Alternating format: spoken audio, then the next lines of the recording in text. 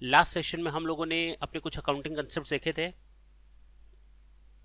अच्छा, अगर हम बात करें अकाउंटिंग कंसेप्ट्स की तो किन किन कंसेप्ट्स के बारे में हमने डिस्कस किया था। The first one was dual entry concept. हर एक ट्रांजैक्शन के दो एस्पेक्ट होते हैं, the first one is debit and the second one is credit. Second हमने देखा था सेपरेट एंटिटी सिस्टम या custom concept. Separate entity concept में कहा गया था कि business and businessman both are different with each other, we should not try to mix the transaction of both of them with each other. जब भी हम recording करते हैं बुक्स ऑफ अकाउंट में ट्रांजैक्शंस की, तो बिजनेस का अलग करेंगे और उसके बिजनेसमैन को वहां से एक्सक्लूड कर देंगे। अच्छा, थर्ड मैंने बताया था मनी मेजरमेंट कंसेप्ट। हम लोग केवल उन्हीं कंसेप्ट्स को रिकॉर्ड करेंगे अपनी बुक्स ऑफ अकाउंट्स में जिनको in terms of money measure किया जा सके। जिन ट्रांजैक्शंस को मनी टर्म्स में मेजर नहीं किया जा सकता उनको हम रिकॉर्ड बुक्स ऑफ अकाउंट में नहीं करेंगे, अपने बिजनेस के बुक्स ऑफ अकाउंट में। अच्छा, फोर्थ मैंने बताया था going concern concept. Going concern concept कहता है कि we are needed to record the transaction in our books of account by assuming that our business will continue for forever. We started our business for long term. हमने अपना business कोई 2-4 दिन, 10 दिन, 1 महीने, 2 महीने के लिए स्टार्ट नहीं किया, और अगर किया भी है तो भी हम ट्रांजैक्शंस को इस तरह से रिकॉर्ड करेंगे कि बिजनेस हमेशा चलता रहेगा। एक आगे चल करके जब तुम लोग थोड़ा एडवांस लेवल पर पहुंचोगे तो मैं वहां पर आप लोगों को यह बताऊंगा कि देखो भाई, अगर हमारा बिजनेस लिक्विडेशन या डिसोल्यूशन के प्रोसेस में है, हमारा बिजनेस अगर बंद होने की कगार पर है और हमें मालूम है कि we are just going to shut down our business and we are in the process of that, तो उस केस में हम अपने बिजनेस के फाइनेंशियल स्टेटमेंट को दूसरे तरीके से बनाते हैं। उस समय भले ही मैं आज ये तुम लोग को बोल रहा हूं कि yes we are needed to record the transaction by assuming that business will continue for ever, लेकिन ऐसा है नहीं। ये नॉर्मल सिचुएशन में दैट इज ओके, लेकिन अगर बिजनेस बंद होने जा रहा है then again we are needed to record each and everything in our books of account, but yes the financial statement will be prepared in a liquidated manner, means all the assets shall be recorded at realized value, realizable value. Clear? तो हमें अपनी assets को realisable value पर show करना पड़ेगा, वो देखेंगे, अभी हम लोग उसके पीछे नहीं भाग रहे, तो इसलिए इसको थोड़ा दिमाग से किनारे करना। यानी गोइंग कंसर्न कंसेप्ट कहता है कि we are needed to record all the transaction in our books of account. जितने भी ट्रांजैक्शंस होते हैं हमारे बिजनेस में, उनको हम अपने बिजनेस में इस तरह से रिकॉर्ड करते हैं कि बिजनेस कभी बंद नहीं होगा और ये कंटिन्यू रहेगा हमेशा के लिए। फिफ्थ था हमारा हिस्टोरिकल कॉस्ट कंसेप्ट, जो कहता था कि सारी की सारी एसेट्स को हमें उनकी एक्विजिशन कॉस्ट पर शो करना है, हमें हमारी सारी एसेट्स को उनकी परचेस्ड कॉस्ट पर शो करना है, हमें उनको किसी और मार्केट वैल्यू और फेयर मार्केट वैल्यू से कोई मतलब लेना देना नहीं है। Yes, next periodicity concept.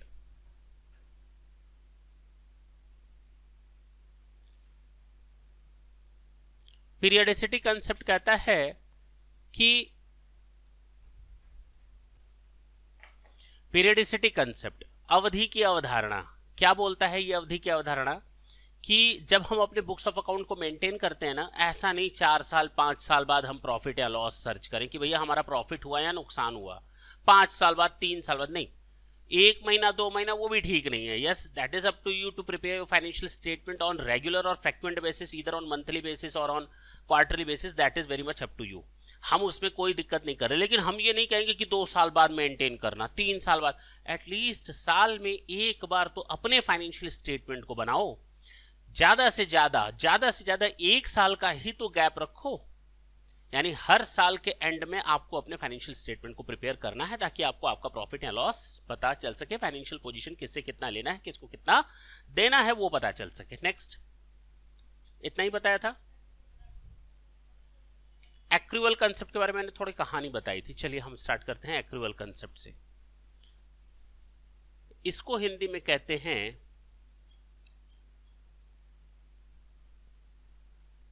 उपार्जन की अवधारणा।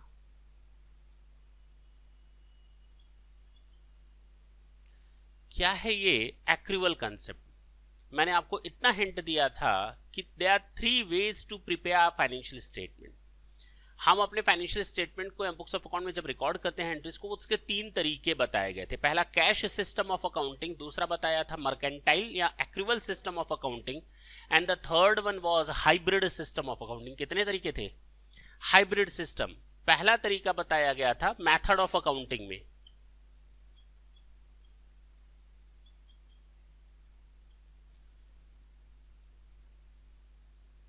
एक्रूवल सिस्टम,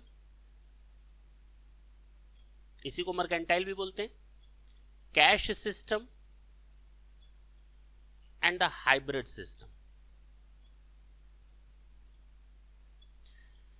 अच्छा, कैश सिस्टम में कहा गया जितने भी रिसीट्स होंगी वो हम इनकम मान लेंगे, और जितने भी पेमेंट होंगे उनको हम एक्सपेंस मान लेंगे। याद रखना, हम यहां कैपिटल नेचर की बात कर रहे हैं। मैंने उस समय भी बताया था हम कैपिटल यहां पर रेवेन्यू नेचर की बात कर रहे हैं, कैपिटल नेचर की बात नहीं कर रहे। ये क्लियर है? आते हैं एक्रूवल सिस्टम में। मैंने कहा था हम लोग जब फाइनेंशियल स्टेटमेंट बनाते हैं, पीएल अकाउंट प्रिपेयर कर रहे हैं 1 जनवरी 20 टू 31 दिसंबर 20, ये पूरे कितने महीने हो गए? अच्छा, ये 12 मंथ्स हो गए ना। अच्छा, इसमें हमने किसी को सैलरी पे ऑफ की इन 12 महीनों की 1000 के हिसाब से, 12 महीनों की मैंने उसको सैलरी दे दी 12,000। कोई प्रॉब्लम है क्या? तो हमारा एक्सपेंसेस कितना शो होगा? 12,000। अब तुम लोग मत बोलना 2 मिनट के लिए, ठीक है ना? पक्की बात? अच्छा, अब आते हैं दूसरा केस ये है कि मैंने सैलरी तो दी 1000 पर मंथ के हिसाब से, लेकिन केवल कितने महीने की दी? 10 महीने की। तो हमारा एक्सपेंस कितना रिकॉर्ड होगा? 10,000। इसमें तो कोई दिक्कत नहीं है। अच्छा, इसके बाद मैंने बोला था कि हमने सैलरी दी 1000 पर मंथ, 15 मंथ्स की हमने पे ऑफ कर दी, तो एक्सपेंसेस कितना शो होगा? अरे बोलते क्यों नहीं तुम? 15,000। इसमें कोई प्रॉब्लम नहीं है? अरे बोलो ना, है प्रॉब्लम? होनी चाहिए, प्रॉब्लम तो है। ऐसे कैसे नहीं है? इसमें इस ढंग से सुनना, ये मैं लास्ट सेशन में बता चुका हूं। ये 12 महीने का अगर हम बना रहे हैं तो ये भी 12 महीने का ही शो होगा, ये भी 12 महीने का शो होगा। वो 2000 जो मैंने सामने वाले को नहीं दी सैलरी, इसका मतलब ये नहीं कि वो मांगेगा नहीं और मैं दूंगा नहीं, वो मांगेगा और मुझे देना पड़ेगा।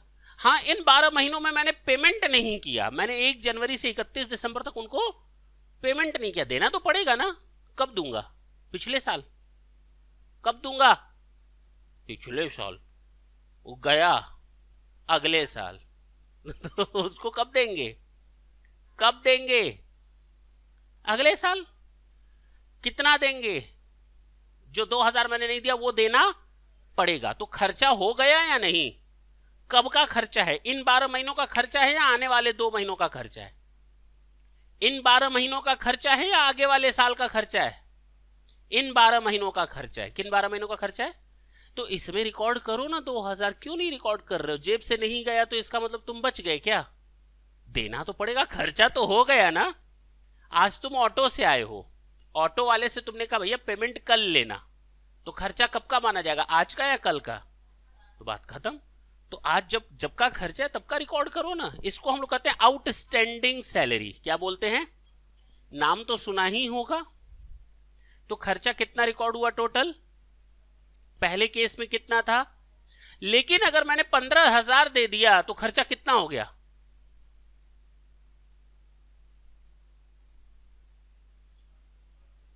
बहुत बढ़िया। इस साल का तो वो जो 3,000 ज्यादा दे दिया वो एडवांस है, वो प्रीपेड सैलरी है। इसका मतलब वो इस साल का खर्चा, वो किस साल का खर्चा है? पिछले साल का। पिछले साल का वो अगले साल।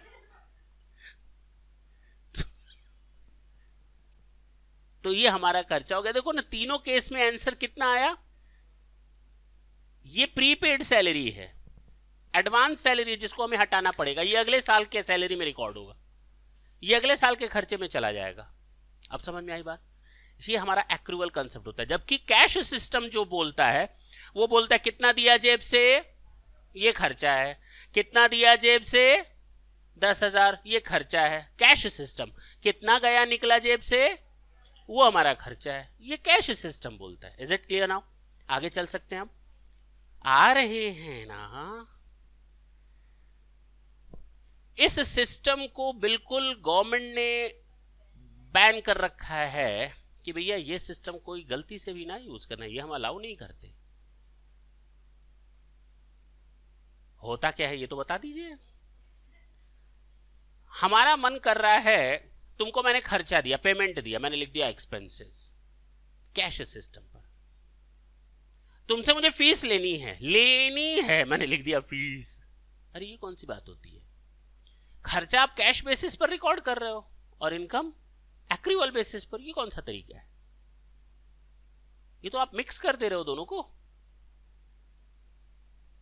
खर्चे को मैंने किस बेसिस पर रिकॉर्ड किया? एक्सपेंस को मैंने रिकॉर्ड किया कैश बेसिस पर, जाएगा तो खर्चा, नहीं गया तो बच गया। और इनकम को मैं किस बेसिस पर रिकॉर्ड कर रहा हूं? कितना मिलना बाकी है वो भी रिकॉर्ड करो। अरे भैया ये एक्रूवल हो गया ना। आधा तो आप लिख रहे हो कि कितना मिलना बाकी है वो भी रिकॉर्ड करो, जबकि आप उस समय एक्रूवल सिस्टम को यूज कर रहे हो, बाकी वाला भी यूज कर रहे हो। लेकिन खर्चे के समय आप करो जितना जाएगा वही खर्चा, या जितना आया वो इनकम और जितना जाना बाकी है वो भी खर्चा है मेरा। आप मिक्स नहीं कर सकते कि कोई खर्चा एक्रूवल पर, कोई खर्चा कैश पर, कोई खर्चा एक्रूवल पर, कोई खर्चा कैश पर, कोई इनकम खर्च एक्रूवल पर, कोई इनकम कैश पर। ऐसे नहीं कर सकते। आपको एक मेथड यूज करो, या तो पूरा अकाउंट्स कैश बेसिस पर रखो, या तो पूरा अकाउंट्स एक्रूवल सिस्टम पर रखो। Is it clear now? That's why this method is not allowed. हटा दे। अब आते हैं आपके सामने एक बहुत बड़ी प्रॉब्लम आने वाली है इसी मेथड में। अब जो मैं बोलूंगा ढंग से सुनना। एक्रूवल कंसेप्ट कहता है, और अच्छे अच्छों से पूछ लेना, मैंने क्या बोला? नहीं अच्छे अच्छों से पूछ लेना। सुनो, एक्रूवल कंसेप्ट कहता है कि हम ये मान कर चलते हैं कि आपने एक्रूवल कंसेप्ट यूज किया है। ये कौन बोलता है? Accounting concept. अकाउंटिंग कंसेप्ट ये बोलता है कि हम मान कर चलेंगे कि आपने कौन सा मेथड यूज किया है।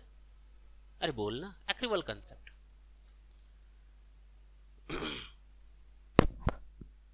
फंसा दे ना फंसाएं, ऐसे ही चल चले, ऐसे ही चल चले।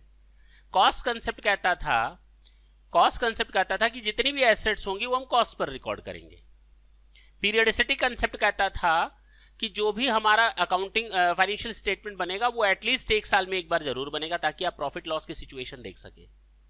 और गवर्नमेंट ने कहा there are two methods of accounting, cash system of accounting and accrual system of accounting. Accounting concept कहता है, कंसेप्ट कहता है आप कौन सा मेथड फॉलो करेंगे।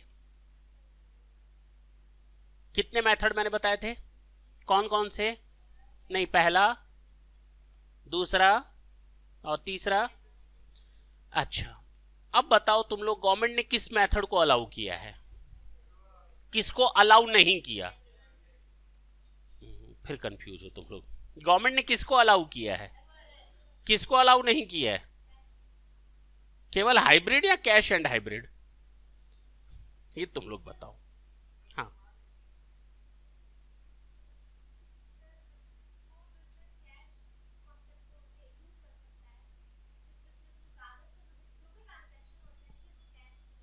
बहुत बढ़िया गलत जवाब है। और हाँ,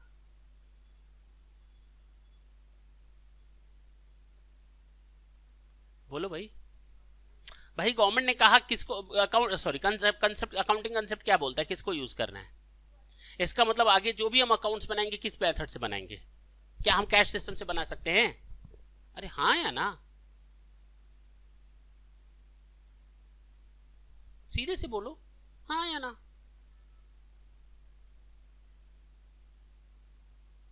कंसेप्ट किसको कहता है फॉलो करो? गवर्नमेंट किसको कहती है बिल्कुल फॉलो ना करो? कैश का क्या? ना, ऐसा कुछ नहीं। इसका मतलब वो अलाउ करता है, इसका मतलब मेथड अलाउड है, कोई भी रखता है, इसका मतलब कैश सिस्टम अलाउड है। अकाउंटिंग कंसेप्ट बोलता है क्या अलाउड है। अब मैं बोलूं, उसने सही वर्ड पकड़ा था, हाँ बोलो, लेकिन पीछे हट गया, हाँ बोलो। बीच में सही बोले थे तो मान कर चलते हैं। क्या करते हैं? ये सब चीजें जो मैं बता रहा हूं ना कि when we are recording any transaction then we have assumptions that we are following these concepts. Okay, इसका मतलब ये हुआ है जब हम अकाउंटिंग ट्रांजैक्शंस को रिकॉर्ड करते हैं हम ये मानकर चलते हैं कि इन कंसेप्ट्स को हम फॉलो कर रहे हैं। इसने ये नहीं कहा कि आपको यही फॉलो करना है, मेरी बात समझना, हम मान कर चलते हैं ये फॉलो हो रहा है। इट मींस अगर आपने मेरे सामने ये बैलेंस शीट रखी, सर ये मेरी कंपनी की बैलेंस शीट है, तो हम मान लेंगे आपने किस मेथड को फॉलो किया है, मान लेंगे। इसका मतलब ये नहीं हुआ कि आप कैश सिस्टम यूज नहीं कर सकते, लेकिन अगर आप कैश सिस्टम यूज करते हैं तो इसका मतलब मेरा मानना गलत है। इसका मतलब मेरा मानना, वो हमें कैसे पता चलेगा गलत है? हमें कैसे पता चलेगा आपने कैश सिस्टम पर रखा हुआ है? क्योंकि हम तो ये मानकर चलते हैं एक्रूवल सिस्टम पर है, तो हमें कैसे पता चलेगा ये एक्रूवल सिस्टम पर नहीं है? वो आप नीचे नोट में लिख देंगे, the above financial statement are prepared on the basis of the cash system of accounting and not on the basis of the accrual system of accounting. तो बात खत्म हो गई, मना किसने किया था? अब हमें पता चल गया, अच्छा ये कैश सिस्टम पर है। बात समझे?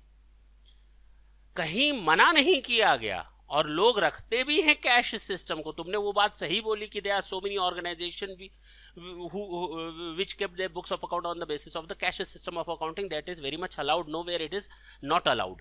ये कहीं पर disallowed या not allowed नहीं है। not allowed केवल एक ही है, हाइब्रिड। आप इन दो मेथड से रख सकते हैं, लेकिन हम मान कर चलेंगे, नॉर्मली हम ये मान कर चलेंगे कि हम जो बुक्स ऑफ अकाउंट मेंटेन कर रहे हैं किस बेसिस पर कर रहे हैं, एक्रूवल कंसेप्ट पर कर रहे हैं। लेकिन अगर मेरा मानना गलत है तो मुझे कैसे पता चलेगा आपने कैश सिस्टम पर रखा है? वो नीचे नोट में आप लिख देंगे कि ऊपर की जो फाइनेंशियल स्टेटमेंट है वो किस बेसिस पर बनाई गई है, कैश सिस्टम पर। Is it clear now? अब कंसेप्ट पूरी तरह से क्लियर है? अच्छा, अब जो बताने जा रहे हैं उसमें तुम लोग की हालत और खराब होगी। बताएं, कंजर्वेटिज्म कंसेप्ट।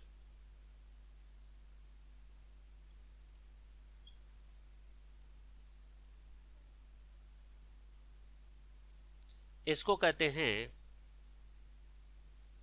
रूढ़िवादिता या दूरदर्शिता की अवधारणा।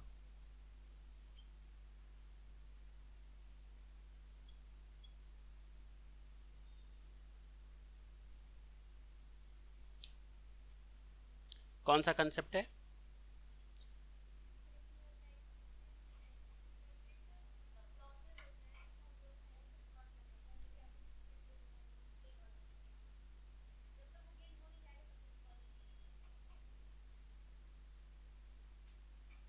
कुछ तो बोलो। मैं बोलूं? बिल्कुल ठीक है तुम लोगों का। कंजर्वेटिज्म कंसेप्ट क्या बोलता है?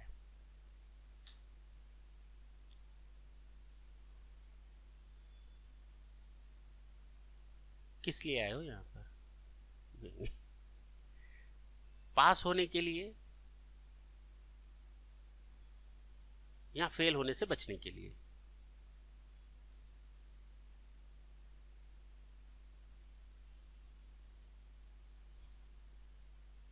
अरे बोलो, हाँ बोलो। पास होने के लिए आए हो यहाँ या फेल होने से बचने के लिए? दोनों का मतलब एक ही है। मैं अपनी बात बताऊं, 12th में जब मैं था तो हम लोग का रिजल्ट निकला था। मैं और मेरा दोस्त बहुत ज़्यादा बड़े धुरंधर कंपटीटर थे एक दूसरे के। वो 5 आवर्स पढ़ता था तो मैं 6 आवर्स पढ़ता था, वो 6 आवर्स तो मैंने 7 आवर्स, वो 8 घंटे तो मैं 10 घंटे, वो 10 घंटे तो 15 घंटे। वो 10 क्वेश्चन करता था तो मैं 20 क्वेश्चन करके दिखाता था उसको। कंपटीशन ऐसा था कि सड़क पर साथ में निकल जाए तो ये डर लगता था कहीं ट्रक के आगे धक्का ना दे दे। नहीं, इस लेवल का था इस लेवल का कंपटीशन, मजाक बिल्कुल नहीं। लेकिन कंपटीशन तो था, रिजल्ट आया, उसके परसेंटेज मेरे से 2% कम थे। कितने? मेरे 76 पॉइंट समथिंग थे, उसके 75 थे। अब उसने कहा कि उनके घर गया मैं, उनके पापा ने कहा तुम्हारे 2% अधिक कैसे आ गए? हाँ, मैंने कहा अंकल आप गलत बोल रहे हैं। कह रहे गलत क्या बोल रहे हैं? मैंने कहा आप ये बोलिए कि आपके बेटे के 2% कम क्यों आए? दोनों बराबर हैं, एक ही चीज है या अलग है? उन्होंने कहा तुम्हारे 2% अधिक क्यों आए। मैंने उनसे कहा आप गलत बोल रहे हैं, आप ये पूछिए कि आपके बेटे के 2% कम क्यों आए। दोनों एक ही है या गलत है? मतलब अलग है? अलग है? अलग है या एक है? अलग है। एक पॉजिटिव एटीट्यूड बताता है, एक नेगेटिव एटीट्यूड बता रहा है। कैसे एक हो सकता है भाई?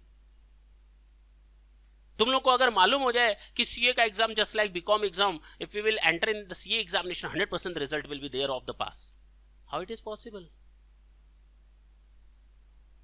100% अगर रिजल्ट पास का बनता तो तुम लोग पढ़ने आते, घर पे ही पढ़ लेते, तब क्या दिक्कत थी? तो यहां पास होने के लिए नहीं आए हो। कहीं ना कहीं डर था कि अगर प्रॉपर कोचिंग नहीं मिली, प्रॉपर गाइडेंस नहीं मिली, या जो हम लोग सोचते हैं 90% लाएंगे तो 95 कैसे होगा, 80% लाते हैं तो 90 कैसे होगा, उस चीज को गेन करने के लिए जो अंदर का एक फियर फैक्टर था उसको दूर करने के लिए तुम लोगों ने इंस्टीट्यूट ज्वाइन किया। यही तो होता है। अरे हाँ या ना? यही तो प्रॉब्लम है।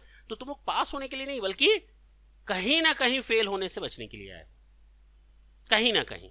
अच्छा, दूसरा ये, या जो सोचा था उससे अधिक पाने के लिए आए हो। अगर हम 70% मार्क्स सोचे तो शायद पढ़ने से, कहीं कोचिंग करने से हमारे 80% आ जाए, दिमाग में ये था। अच्छा, दूसरा ये हो सकता है यहां एडमिशन ले लिया, अब तो पास हो। अब तो कंफर्म है पास हो। अच्छा, अब भी कंफर्म नहीं। क्या दुविधा है। खोजा पहाड़ निकली, चूहा भी निकल सकता है। तो खोजा नहीं, खोदा। अच्छा, तुम लोगों ने सोचा कोचिंग ज्वाइन करेंगे तो हमारा डर दूर हो जाएगा। अब ज्वाइन भी कर लिया और मैं पूछ रहा हूं अब 100% पास हो तो उसमें भी डाउटफुल। ये कौन सी बात है भाई, हम तो समझ नहीं पा रहे। अब तो पास हो तुम मिठाई ले आओ। नहीं, मिठाई लाओ, मिठाई ले आओ। पास हो ना, पास हो ना, तो मिठाई लाओ। मजाक गलत थोड़ी बोल रहे हैं तुम। तो मिठाई लाओ। अरे भाई, अब समझो ये कंसेप्ट उसी बेसिस पर है। तुम लोग जब बिजनेस करते हो तो इस एजम्पशन पर करते हो मेरे बिजनेस में लॉस होगा, प्रॉफिट। अच्छा, क्या होगा? प्रॉफिट होगा, लॉस नहीं होगा। इस बेसिस पर ही तो बिजनेस करते हो, और हमेशा प्रॉफिट ही होता है, लॉस कभी नहीं होता। अच्छा, ये भी नहीं होता। देखो ना तुम लोग की प्रैक्टिकल लाइफ से कितना मैच कर रहा है। नहीं, कहने का मतलब ये है कि हम लोग इस एक्सपेक्टेशंस के साथ बिजनेस करते हैं कि हमेशा हमें फायदा होगा, लेकिन फायदा होगा ही ये जरूरी भी नहीं है। रही बात दूसरी, हमें मालूम है मेरे घर पे शादी है 5 साल बाद, और उस समय मुझे कम से कम 20 लाख रुपयों की जरूरत है। कितने साल बाद? बीती ताही बिसार दे, आगे की सुध ले, और आगे का कौन जाने। आज का देख लो, 2 साल बाद जिंदा रहे। हाँ, देखो। तुम लोग बिल्कुल फिल इन द ब्लैंक्स करने आए। तो एक टीचर था, वो बच्चों को बोल रहा है आओ हम लोग ग्रुप में फोटो खींचवा लें। तो बच्चों ने कहा ठीक है। जब ग्रुप में फोटो आ गई तो कह रहा है देखो ये श्याम है जो आज सीए बन गया, ये मोहन है जो आज आईएएस बन गया, ये वो है जो ये बन गया। एक लड़का बोला गुरुजी हैं जो अब नहीं रहे। ये याद आएगी। तो कुछ ऐसे ही बोल रहा है। अब बताओ 5 साल बाद शादी है घर पे, पैसा कब कलेक्ट करेंगे? 5 साल बाद या आज से? पक्का? घर जेब में 100 रुपया होगा डालेंगे, 500 रुपया होगा डाल देंगे, गुल्लक में डालते जाएंगे। और 5 साल बाद जब शादी है, ढोल नगाड़े बज रहे थे, उस गुल्लक को उठाया और तोड़ा, उसको तोड़ा, उसमें से निकला 4 लाख। जोड़ना कितना था? फायदे में है या घाटे में? कितने से? फायदे में है ना, नहीं जोड़ते तो वो भी तो नहीं मिलता। हमने कितना दूर का सोचा था, 5 साल पहले सोच रखा था कि 5 साल बाद के लिए पैसा जुटाएंगे। 5 साल बाद देखते तो शायद कुछ ना मिलता, लेकिन धीरे धीरे करते आज हमने 4 लाख ऐड कर लिए। बात समझ में आई? तो 4 लाख फायदा है, 1 लाख ही तो जोड़ना है। 6 लाख निकला तो कुछ ज्यादा बैंड बाजा बारात वालों को देंगे। अब बात समझ में आई? कंसेप्ट समझ में आया कि जो आपके बिजनेस में मालूम है कि फ्यूचर में लॉस होगा, try to make the provisions for those losses, try to make ready yourself to cope up those losses. आप उस लॉसेस से निपटने के लिए आज से अपने आप को तैयार कर लो। 6 लाख मिल गए तो बल्ले बल्ले भाई, कौन सोचता है उसके बारे में, वो तो प्रॉफिट है। इसी तरह आपको मालूम है आप पास हो जाओगे, लेकिन मिठाई आज हमको नहीं खिलाओगे। कब खिलाओगे? पास होने के बाद। तो जब आपका प्रॉफिट होगा तो आप उसको बुक करोगे। ऐसा नहीं 6 महीने बाद प्रॉफिट होगा, चलो आज ही रिकॉर्ड कर लेते हैं, इंस्टीट्यूट में अप्लाई कर देते हैं सीए इंटर के लिए। नहीं होने वाला। बात समझ में आया? हम लोग तो सर डैम श्योर हैं, इंस्टीट्यूट को लेटर लिख दिया कि सीए फाउंडेशन तो हम लोग निकाल ही लेंगे, हमारा सीए इंटर में एप्लीकेशन डाल दीजिए, हमको बुक भेज दीजिए, हम उसी को पढ़ेंगे। इंस्टीट्यूट नहीं मानने वाली। वो जब आप पास होंगे तभी। अब समझ में आया? तो जो एक्सपेक्टेड प्रॉफिट्स होते हैं, जो फ्यूचर में आने वाले प्रॉफिट्स होते हैं, उनको रिकॉर्ड नहीं करना होता है, उनको रिकॉर्ड। लेकिन जो फ्यूचर में लॉस होते हैं उनके लिए प्रोविजन पहले से बना करके चलो। तुम लोग भी देखो, आज फीस पे कर रहे हो, किस लिए पे कर रहे हो? उन लॉसेस से निपटने के लिए। वही चीज यहां पर भी कि तुम लोग प्रोविजन जो बना रहे हो उसी लिए बना रहे हो। अब समझ में आई बात? अच्छा, अब समझ में आया कंजर्वेटिज्म। अब थोड़ा और फंसाने वाले चलें। एक है तुम लोग का मैचिंग कंसेप्ट।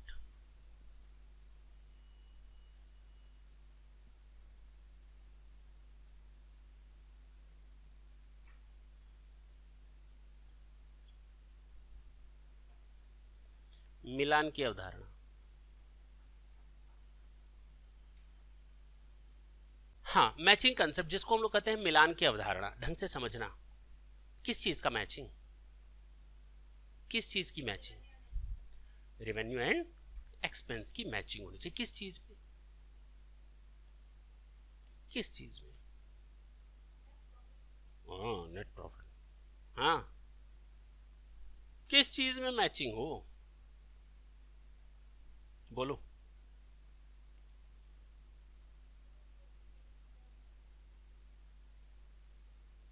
अब मैं बोलूं?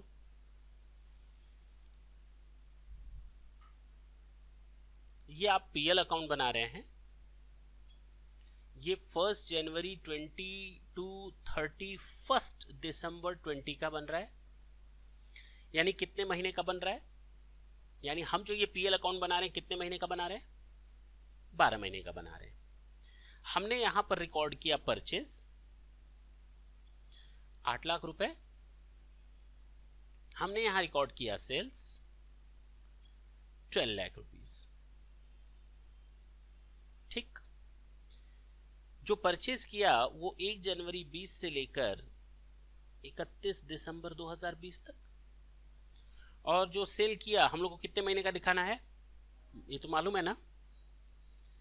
और ये है गया, हमने इसको भी 12 महीने का दिखाया, ये भी 12 महीने का है, और ये भी 12 महीने का। अब हमको बताओ, यहां पर अगर मैं लिख दूं क्लोजिंग स्टॉक 4 लाख रुपए, कुछ और खर्चा रह गया क्या? डायरेक्ट छोड़ देते हैं। जीपी बताओ, फिर आगे बढ़ते हैं। जीपी बताओ, फिर आगे बढ़े। कितना आ जाएगा? 12 4 बताओ। इसमें तो कोई दिक्कत नहीं, आगे बढ़े। गलत है ये, ऐसे कैसे सही है? ऐसे कौन दिखाता है भाई? ये अगर 1 जनवरी से 20 का है 31 दिसंबर, तो ये 1 अप्रैल से 31 मार्च का कैसे हो जाएगा? दोनों बराबर होने चाहिए, यानी इसको भी हमें उसके बराबर मिलाना पड़ेगा। क्या करना पड़ेगा? 1/4/20 से लेकर 31/3, अब दोनों मेरा बना 12 महीने का। अब बना हमारा मैचिंग कंसेप्ट। अब तो कोई दिक्कत नहीं है। अभी भी गलत है, कहां मैच कर रहा है? अरे इंसानों, मैच कहां कर रहा है? हम लोग बना इसका रहे हैं, रिकॉर्ड दूसरे डेट का कर रहे हैं, ऐसे कैसे हो सकता है? ये वाला सही था, ये गलत था। तुम लोग को ये बोलना चाहिए था। का समझ में आया? तो हमको इसको कौन सा रिकॉर्ड करना है? अब क्लियर है? सोच लो सोच लो, एक बार ढंग से देख लो, सही है या गलत है। कहीं कोई प्रॉब्लम है तो अभी भी बोल लो। ये बिल्कुल इसमें सोच रहे हैं सही है उसमें तुम लोग इतना डूब क्यों गए हो? लेकिन तुम लोगों ने मिलाया तो एटलीस्ट। किसको किससे मिलाया? इसको इससे मिलाया, इसको इससे मिलाया, इसको इससे, इसको इससे नहीं मिलाना, इस डेट से इन सबको मिलाना है। अब समझ में आया? इसको हम कहते हैं मैचिंग कंसेप्ट।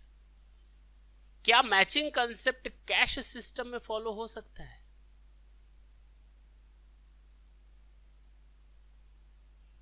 हाँ, उस 12 महीने का जितना कैश गया खर्चा, उसी 12 महीने का जितना इनकम आएगा रिसीट, उसी 12 महीने का। अब क्लियर है? यानी जब भी हम यहां ये दिखाएंगे इस डेट का दिखाएंगे, ये दिखाएंगे इस डेट का दिखाएंगे। अब चाहे कैश सिस्टम पर बनाओ चाहे एक्रूवल सिस्टम पर बनाओ, कोई फर्क नहीं पड़ता।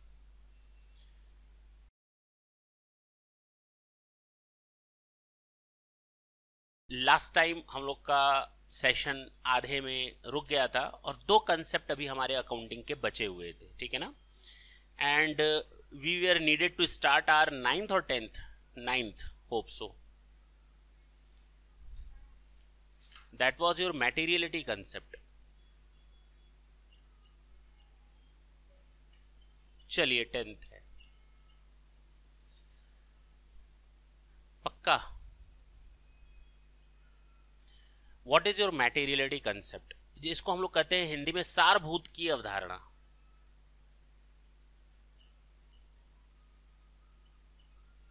ये कहता क्या है, ढंग से सुनेंगे, बहुत इंपॉर्टेंट 2 हैं ये, materiality as well as your last one consistency concept.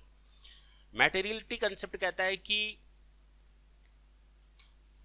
All the important facts and figures must be shown in the financial statement separately. अलग से कोई भी इंपॉर्टेंट चीज हो उसको अलग से दिखाओ, क्योंकि डिसीजन केवल हमें नहीं लेना, आउटसाइडर्स को भी लेना है। And the outsider will take decision on the basis of the financial statement. Whatever we will present in front of them, they will take the decision only on them by relying on the financial statement. वो उस financial statement पर विश्वास करके उस पर decision लेंगे। पक्का? हाँ या ना? अच्छा, मान लो मेरे बिजनेस में आग लग गई और मैंने पीएल अकाउंट बनाया। यहां लिखा मिसलेनियस एक्सपेंसेस और लिखा मैंने 5 लाख, जबकि इसमें लॉस बाय फायर शामिल है 4 लाख। कितना? और मैंने इसको हाइड कर लिया।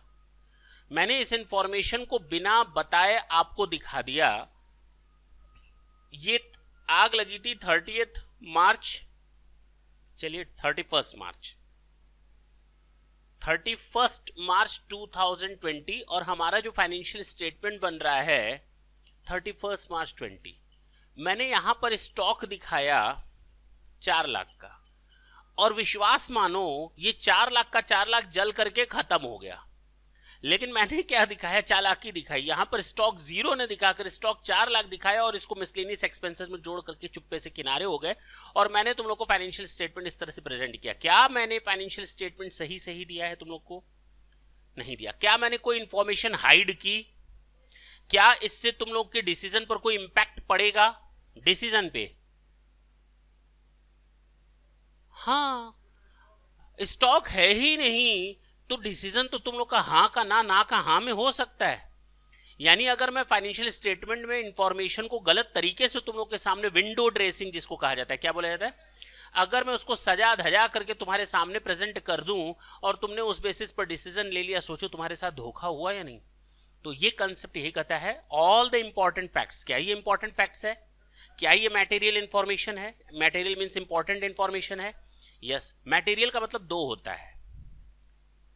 दो मटेरियल के मतलब होते हैं, एक होता है मटेरियल और दूसरा होता है,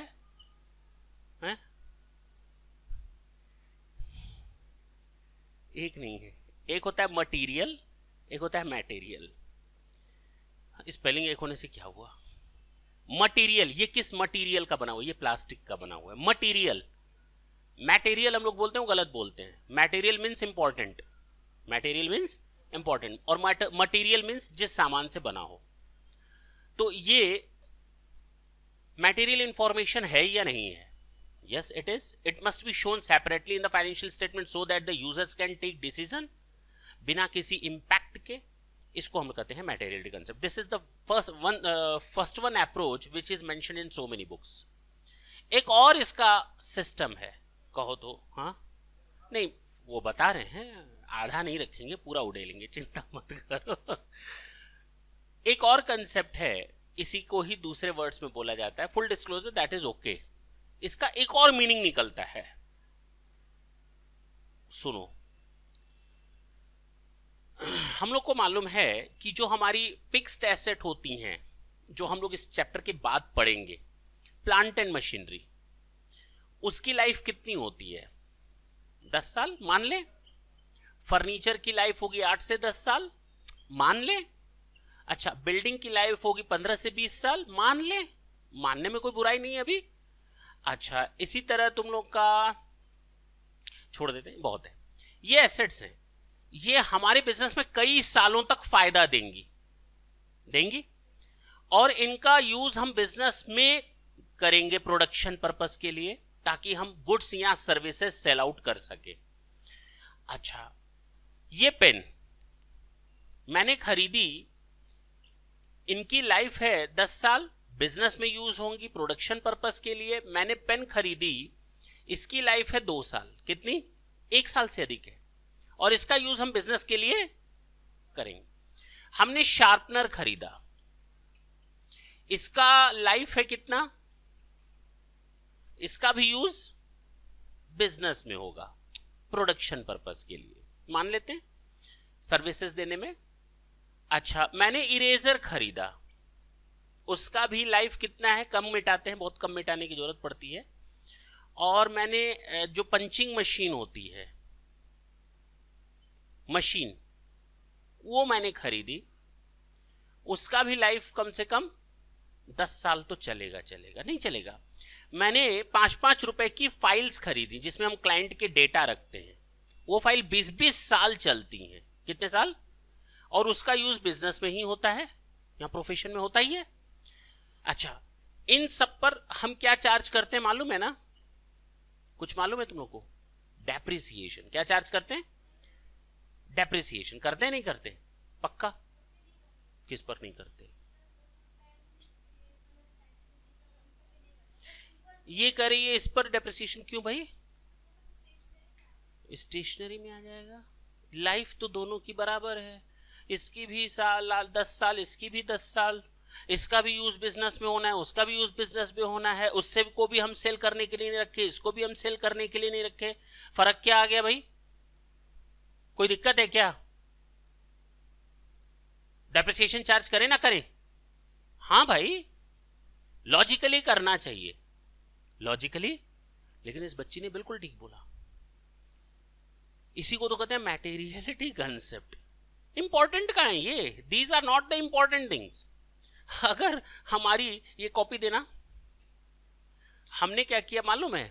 हमारी बैलेंस शीट बनी, यहां लिखा मैंने मशीन 5 करोड़, दूसरी मशीन 2 करोड़, ये बिल्डिंग 10 करोड़, ये बिल्डिंग 3 करोड़, ये वो. एक पेज में सारी एसेट्स मेरी आ गई. दूसरे पेज पे 2 रुपए का इरेजर, 1 रुपए का इरेजर, 3 रुपए की पेंसिल, 5 रुपए की पेंसिल. साल भर में जितनी बार भी खरीदी पेंसिल्स, वो अलग अलग डेट पर खरीदी तो अलग अलग चार्ज होगा डेप्रिसिएशन. किसी पर 10 दिन का डेप्रिसिएशन, किसी पर 1 दिन का डेप्रिसिएशन, किसी पर 50 दिन का डेप्रिसिएशन, किसी पर साल भर का डेप्रिसिएशन. और 98 पर जब डेप्रिसिएशन चार्ज करने बैठोगे तो वो 2 पैसा 1 पैसा. और सोचो तुम लोग का फाइनेंशियल स्टेटमेंट तब 1 पेज का नहीं बनेगा, पूरी कॉपी भर जाएगी लेकिन खत्म नहीं होगा. जो स्क्रू लगाए ना दरवाजे में, उसकी लाइफ भी 10 साल है. लगाओ 1 रुपए पर डेप्रिसिएशन, वो ऑफिस एक्सपेंसेस में जाएगा. जरूरी नहीं प्रिंटिंग एंड स्टेशनरी में सब जाए, रिपेयर मेंटेनेंस में जाएगा. सोचो हम लोगों ने जो एसेट के जैसी चीजें थी, ये कर्टेन जो लगा हुआ है तुम लोग सामने, ये भी पिछले 3 साल से चल रहा है, पता नहीं कैसे, इसको भी चलो चार्ज करते हैं डेप्रिसिएशन. करोगे क्या ऐसे? अब समझ में आया? That is only and only due to your materiality concept. तो मैटेरियलिटी कंसेप्ट के 2 मीनिंग निकल करके सामने आते हैं. पहला मीनिंग होता है कि all the important facts and figures must be disclosed by your financial statement separately so that the users can take decision. The second one impact of the materiality concept is on the presentation of the financial statement, ताकि उसका presentation एक decision लेने लायक बन जाए. अब 10 पैसे 5 पैसे 1 पैसा, दिस इज नॉट इंपॉर्टेंट. तो इसीलिए हम लोग इन चीजों को, जो मिसलेनियस आइटम होते हैं, even though they are they have all the characteristic of the fixed asset so that we can charge depreciation on that, but we are needed to write it off immediately. हम उनको तुरंत PL से charge कर लेते हैं, उन पर depreciation नहीं लगाते. अब समझ में आया? नहीं समझ में आया? इसको हम कहते हैं मैटेरियलिटी, सारभूत. कौन सा भूत? ठीक. Last one and the most important, हटा सकते हैं? पक्का? कोई डाउट हो तो पूछ लो, नहीं तो लास्ट कंसेप्ट पर चलते हैं. और ये है आपका कंसिस्टेंसी कंसेप्ट. बिल्कुल इत्मीनान से सुनना. हिंदी में कहते हैं निरंतरता की अवधारणा.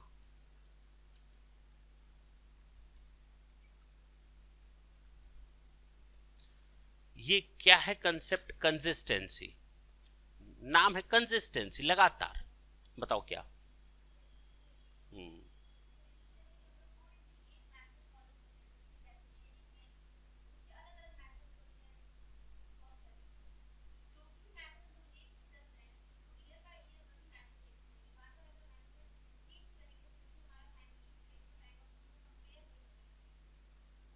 चलो, बहुत ही बढ़िया, बहुत ही बढ़िया. इसको जानने के लिए, बहुत ही बढ़िया बाबू, बहुत ही बढ़िया मेरे लाल. इसको जानने के लिए अब हम थोड़ा और बैक में चलते हैं, देखते हैं क्या है. एक चीज पढ़ोगे तुम लोग, अकाउंटिंग पॉलिसी, वो अभी हम बताने जा रहे हैं. और एक होगा अकाउंटिंग एस्टिमेट्स. पहले हम इन 2 चीजों को समझते हैं, उसके बाद हम इस पर आएंगे. ये अकाउंटिंग पॉलिसीज क्या होती हैं और अकाउंटिंग एस्टिमेट्स क्या होते हैं? Accounting policies means the methods. Stock है, स्टॉक को वैल्यूएट करने के लिए, मेरे बिजनेस में स्टॉक रखा है, ये पेन का स्टॉक है, ये पेन का स्टॉक है, कई पेन रखी हुई हैं अलग अलग क्वालिटी की, अलग अलग ग्रेड्स की. कोई परमानेंट मार्कर है, कोई ब्लू है, कोई ब्लैक है, कोई व्हाइट तो नहीं होगा, ब्लू है, ब्लैक है, रेड है. इस तरह से मार्कर्स हैं, अलग अलग कंपनियों के मार्कर्स हैं, अलग अलग क्वालिटी के मार्कर हैं, कोई परमानेंट है, कोई टेम्पोरेरी है. चलो, ये जो स्टॉक है इसको वैल्यूएट करने के कई मेथड्स होते हैं. आपने नाम सुना होगा फर्स्ट इन फर्स्ट आउट. नहीं सुना तो भी कोई दिक्कत नहीं, सुनोगे आगे चलकर. फर्स्ट इन फर्स्ट आउट, पहले आना पहले जाना. Last in first out, LIFO. Average price method, weighted average price method, base stock method. कई मेथड्स हैं स्टॉक को वैल्यूएट करने के लिए. अब मेरी बात ढंग से समझना. मान लो 20 बिजनेसमैन हैं और 20 मेथड्स हैं, और हर मेथड का आंसर अलग अलग आता है. बिल्कुल ठीक है, हर मेथड का आंसर अलग अलग आएगा. अगर हमने तुमसे लोन लिया है और मैं तुम्हें इंटरेस्ट दे रहा हूं, तो इंटरेस्ट कैलकुलेट करने के कितने मेथड्स हैं? 3 मेथड्स हैं। पहले को कहते हैं सिंपल मेथड, दूसरा को कहते हैं प्रोडक्ट मेथड, और तीसरा को कहते हैं एवरेज ड्यू डेट मेथड। देखेंगे, अगर नहीं मालूम चिंता मत करना, हम केवल एग्जांपल दे रहे हैं, टेंशन लेने की जरूरत नहीं है। 3 मेथड्स होते हैं इंटरेस्ट कैलकुलेशन के। अगर 3 मेथड हैं तो जवाब भी तीनों का आंसर क्या आएगा? 1 आएगा। तीनों का मेथड का आंसर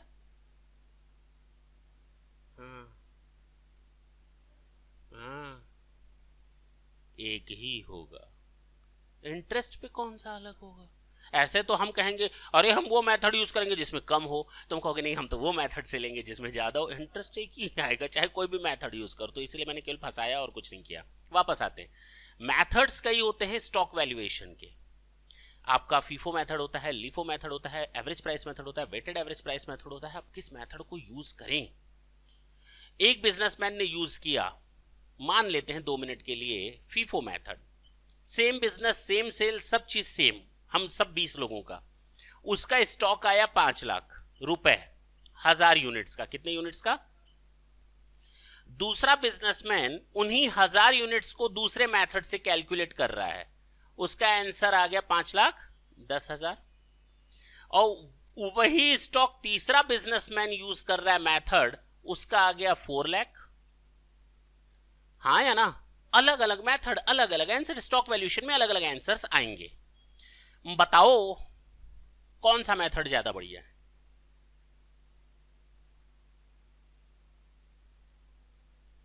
$5,10,000 इसलिए बढ़िया है क्योंकि प्रॉफिट ज्यादा बढ़ जाएगा, क्योंकि जितना क्लोजिंग स्टॉक अप रखोगे बैलेंसिंग फिगर प्रॉफिट में जाएगा, वो हमारा प्रॉफिट बढ़ा देगा। तब जब हमें लोगों को लालच देनी हो, देख मेरा बिजनेस कितना अच्छा है। 3 बिजनेस है, 3 कंपनियां हैं, तीनों का स्टॉक एक जैसा, एक ही चीज का स्टॉक 1000 यूनिट्स, अलग अलग मेथड से अलग अलग अमाउंट आ गया, जिसके कारण अलग अलग प्रॉफिट दिखा। लेकिन डिसीजन लेने वाले को क्या मालूम क्या है? वो क्या देखेगा अल्टीमेटली? प्रॉफिट। वो क्या देखेगा अल्टीमेटली? प्रॉफिट। प्रॉफिट किस में ज्यादा है? 5,10,000 में, क्योंकि उसके कारण ग्रॉस प्रॉफिट हमारा बढ़ जाएगा, प्रॉफिट बढ़ जाएगा। स्टॉक ज्यादा है यानी प्रॉफिट ज्यादा। अच्छा, प्रॉफिट ज्यादा हो गया, अगर नहीं मालूम टेंशन ना लेना, आएगा धीरे धीरे। लेकिन बस ये समझ लो, जिसमें स्टॉक की वैल्यू ज्यादा होगी उसमें प्रॉफिट ज्यादा दिखेगा, जिसमें स्टॉक की वैल्यू कम होगी उसमें प्रॉफिट कम दिखेगा। लोग लालची होकर के किस जगह भागेंगे? इस कंपनी की ओर।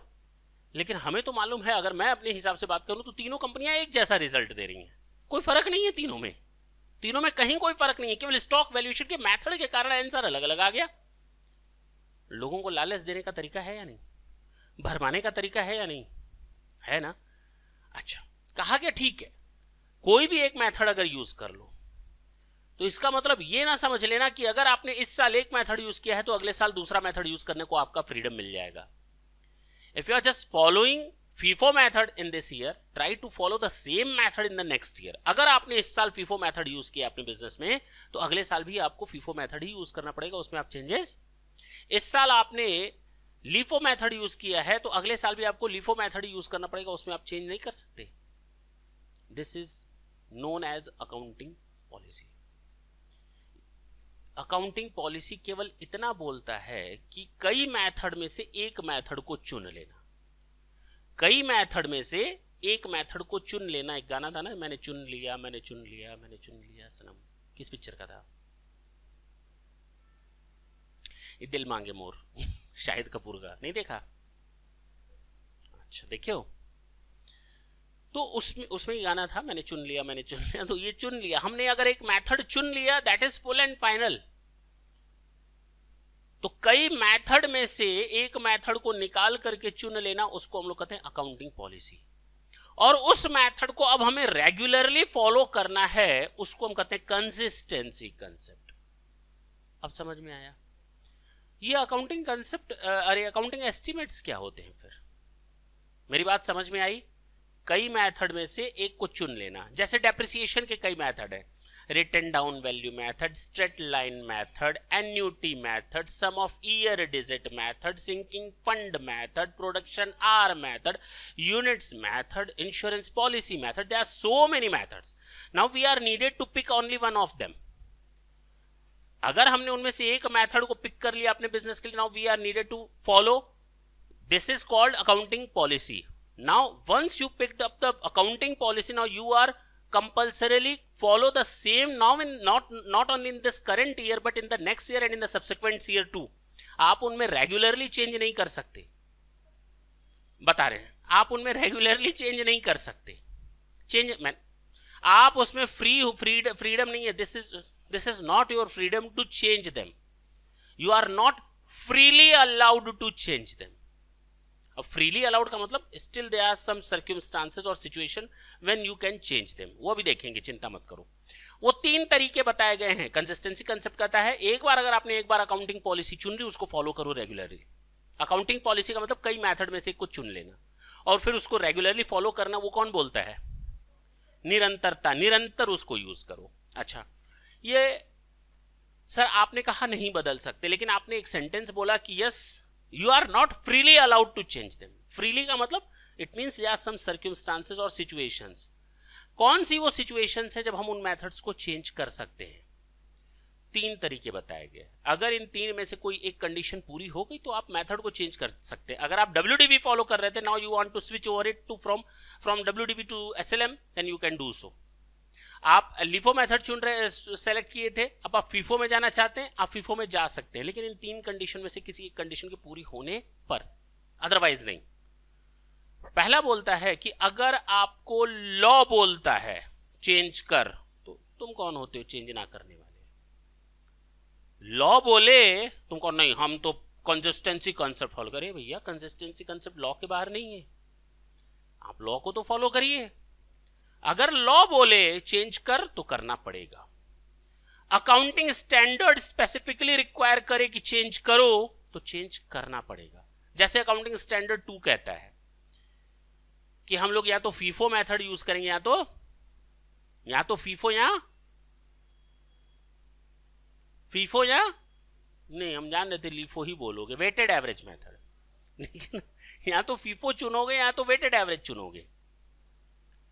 किसने बोला ये? अकाउंटिंग स्टैंडर्ड 2 ने. तो हम कौन होते हैं उसके बाहर LIFO यूज करने वाले? अगर हम LIFO यूज कर रहे थे तो अब मुझे मजबूरन LIFO से निकल करके कहां जाना पड़ेगा? या तो FIFO में या तो LIFO से निकल करके जाना पड़ेगा वेटेड एवरेज मेथड में. Got it? तो जब हमें लॉ बोले, स्टैच्यू बोले, स्टैच्यूटरी रिक्वायरमेंट हो, then we are needed to switch over. If any accounting standard requires us to change, then we have to change. Now the third one, the most liberal point. बहुत ही liberty देता है ये point. अगर आपको लगता है क्या? अगर आपको लगता है कि मेथड चेंज कर देने से हमारा फाइनेंशियल स्टेटमेंट पहले के मुकाबले अच्छा प्रेजेंटेशन देगा, लोगों को डिसीजन लेने में मदद करेगा, तो आप चेंज कर सकते हो, लेकिन विद रीजन. और अगर आपने ये नया मेथड चुन लिया इस थर्ड रीजन के कारण कि इसको चेंज करने से हमारा फाइनेंशियल स्टेटमेंट बेटर प्रेजेंटेशन देगा देन आवर अर्लियर स्टेटमेंट, तो आप अब इसको फिर चेंज नहीं कर सकते. अगले साल फिर कहो कि नहीं हमारा तो और बढ़िया देगा. नहीं कर सकते. Once you change it, you are not freely allowed to change it again and again.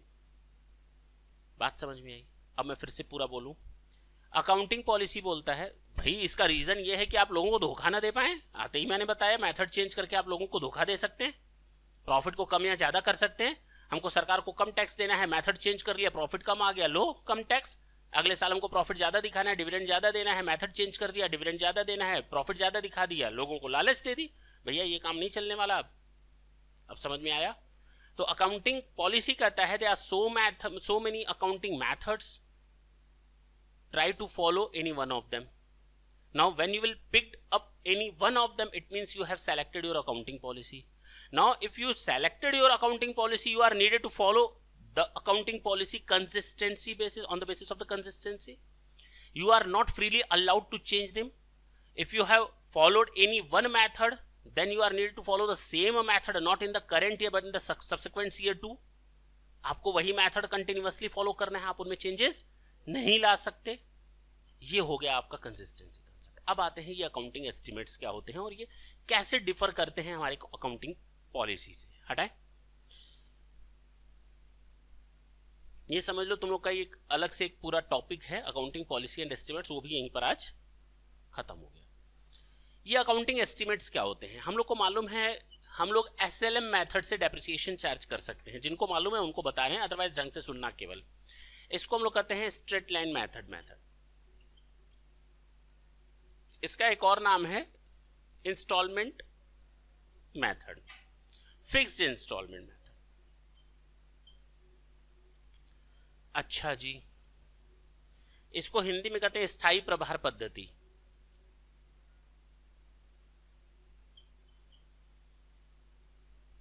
क्या कहता है ये कि अगर आपके पास फिक्स्ड एसेट की कॉस्ट है 1,00,000 रुपए, और चलो 1,11,00,000 रुपए, 11,00,000 की एक एसेट है और आप इसको बिजनेस में यूज करेंगे 10 साल तक। कितने साल तक? और इसका जो सैल्वेज वैल्यू है वो है आपका 1,00,000। सर ये सैल्वेज वैल्यू क्या होता है? सैल्वेज या स्क्रैप वैल्यू का मतलब होता है कि जब एसेट यूज हो जाएगी, सारी की सारी लाइफ खत्म हो जाएगी 10 साल, तो 10 साल के बाद आप उस एसेट को फेंक नहीं देंगे, बेच देंगे। तो बेचने पर जो अमाउंट मिलेगा उसको हम लोग कहते हैं सैल्वेज या स्क्रैप वैल्यू। अच्छा, इसका मतलब ये हुआ कि बिजनेस में एसेट कितने की यूज हुई? 11,00,000। 1,00,000 मुझे लगता है कि मिल जाएगा 10 साल के बाद। डेप्रिसिएशन चूंकि मुझे आज यूज करना है, 10 साल बाद नहीं करना, तो हमें आज ये डिसाइड करना पड़ेगा, हमें आज ये डिसाइड करना पड़ेगा कि ये एसेट कितने साल चलेगी। ये फर्नीचर कितने साल चलेगा? बताओ, तुम बताओ कितने साल चलेगा? तुम बता दो। कोई बोलेगा 3 साल, कोई बोलेगा 5 साल, कोई बोलेगा 7 साल, कोई बोलेगा 10 साल। देखो, उनकी अपनी अपनी सोच है। और ऐसा नहीं है कि अगर हम डेप्रिसिएशन चार्ज करने जा रहे हैं तो सारे लोग मिलकर के कहें 10 साल, कोई अलग, और ना तो कोई दूसरे से पूछने वाला है। This is known as accounting estimates. आप एस्टिमेट कर रहे हो। आप क्या कर रहे हैं? एस्टिमेट कर रहे हैं। This is not full and final. अगर आपने सोचा 10 साल, ठीक है, बगल वाले ने सोचा 5 साल, वो भी ठीक है, वो भी ठीक है। इसीलिए इसको कहा जाता है अकाउंटिंग एस्टिमेट। ये अलग अलग हो सकता है, सेम चीज पर अलग अलग हो सकता है। मैंने कहा 10 साल बाद ये एसेट कितने में बिक जाएगी। एक ने कहा 1,00,000, दूसरे ने कहा हम तो बड़े साढ़े आदमी हैं, अच्छा शाणे आदमी हैं, हम तो 3,00,000 में बेच देंगे। तीसरे ने कहा हम बहुत बहुक आदमी हैं, हम तो 10,000 में बेच पाएंगे। किसी ने कहा हम 3 साल बाद इसको 1,00,000 में बेचेंगे, किसी ने कहा 10 साल बाद हम इसको 1,00,000 में बेच लेंगे। मेरी बात समझना, वो अलग अलग वैल्यू हो सकती है। तो ये वैल्यू भी कोई फिक्स नहीं कर सकता, ना तो गवर्नमेंट हमारे ऊपर कोई लगाने, ऐसे ही सोचो, सोच पर किसी का रिस्ट्रिक्शन। तो ये 10 साल और ये 1,00,000, ये दोनों आपकी एस्टिमेट्स हैं। These are not the method, first of all these are accounting estimates. तो ये दो चीजें आपकी एस्टिमेट्स हैं, and there is no any rule.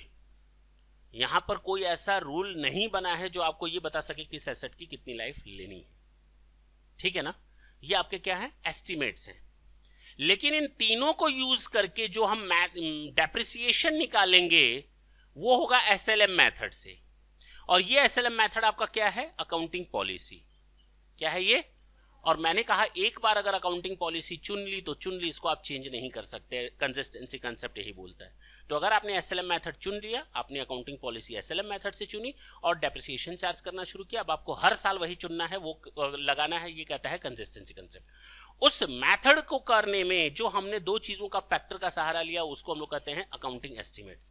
तो डेप्रिसिएशन कैसे चार्ज करेंगे? सर 11,00,000 की एसेट है और 1,00,000 रुपए हमें वापस मिल जाएगा और 10 साल इसकी लाइफ है, यानी हर साल हमको 1,00,000 का डेप्रिसिएशन चार्ज करना है। हो सकता है किसी दूसरे का आ जाए 50,000, किसी तीसरे का आ जाए 3,00,000, आ सकता है। ठीक है ना? अब क्लियर है अकाउंटिंग पॉलिसी क्या होती है, अकाउंटिंग एस्टिमेट्स क्या होते हैं? क्लियर है? जाते जाते मैं तुम लोगों से एक लास्ट क्वेश्चन पूछ लूं, ये सैल्वेज और स्क्रैप में क्या फर्क है? सैल्वेज और स्क्रैप में क्या फर्क है?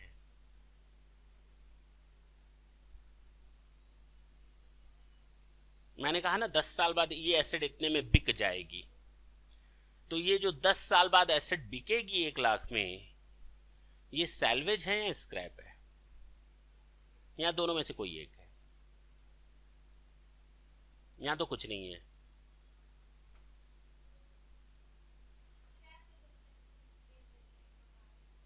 बिल्कुल ठीक है, वो भी यही बोला। स्क्रैप मतलब होता है कि 10 साल के बाद हमने, मेरी स्कूटर थी मैंने उसको बेच दिया, अगर स्क्रैप में बेचा इसका मतलब अब उसके ऊपर बुलडोजर चलेगा, अब उसका फर्दर यूज। सैल्वेज का मतलब मैंने सामने वाले को बेचा और सामने वाला उसको अपने घर में यूज करेगा, उसको हम कहते हैं सैल्वेज। हमारे लिए कोई फर्क नहीं है, हम तो एसेट बेचे, हमको पैसा मिला, अब चाहे सैल्वेज के नाम पर मिला चाहे स्क्रैप के नाम पर मिला, मेरे इसीलिए इसको कहते हैं सैल्वेज वैल्यू या स्क्रैप वैल्यू। लेकिन दोनों टर्मिनोलॉजी का जो मीनिंग है वो, टेक्निकल मीनिंग जो है वो डिफरेंट है। सैल्वेज का मतलब जब हम एसेट को रीसेल कर देते हैं, सेल कर देते हैं, तो सामने वाला जो बाय करता है उस एसेट को फर्दर यूज कर सकता है। और स्क्रैप का मतलब होता है उसके ऊपर बुलडोजर चला के उसको तहस नहस करके उसको कबाड़ की तरफ बेच देना है। दोनों में फर्क समझ में आया? थैंक यू बच्चों, थैंक यू।